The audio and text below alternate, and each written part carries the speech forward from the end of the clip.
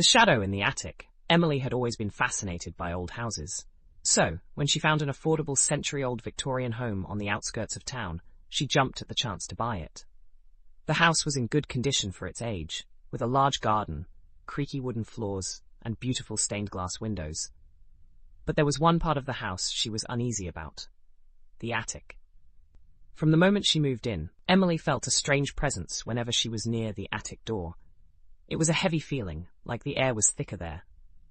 Sometimes she would hear soft creaking sounds above her when she was in the room below, almost like footsteps, but she brushed it off as the house settling. After all, old houses made noises. A few weeks after settling in, Emily decided to explore the attic. She climbed the narrow stairs with a flashlight in hand. As she reached the top, she noticed a faint, musty smell, like something had been sitting up there for a long time. The light from her flashlight cut through the darkness, revealing old furniture covered with dust sheets and boxes stacked haphazardly. She moved around carefully, lifting dust covers to reveal antique chairs and a few worn trunks. But as she walked further into the attic, she felt a chill run down her spine. It wasn't cold, but she could feel something was watching her. She turned around quickly, shining her flashlight back towards the stairs. There was nothing there. She laughed nervously at herself, thinking she was being silly, and continued to explore. Near the far corner of the attic, she found a small, dusty rocking chair.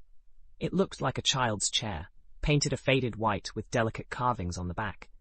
It seemed out of place, facing the wall. Curiously, she reached out and gently touched it. As soon as her fingers brushed the wood, a deep sense of dread filled her.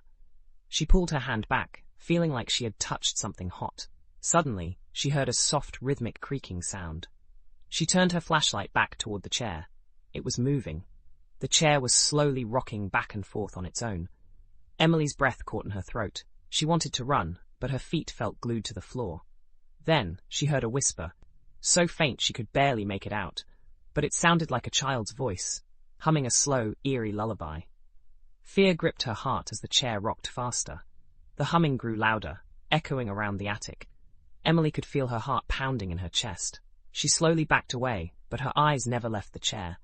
It felt like if she looked away, something terrible would happen. The air grew colder, and the smell of damp earth filled her nose. Then the chair stopped. The attic fell silent, except for the rapid thumping of Emily's heartbeat. She took a deep breath and decided she needed to leave. As she turned toward the stairs, she felt something tug at her hair. She screamed and stumbled forward, nearly dropping her flashlight. She spun around, flashlight pointed in all directions, but there was nothing, just the stillness of the attic.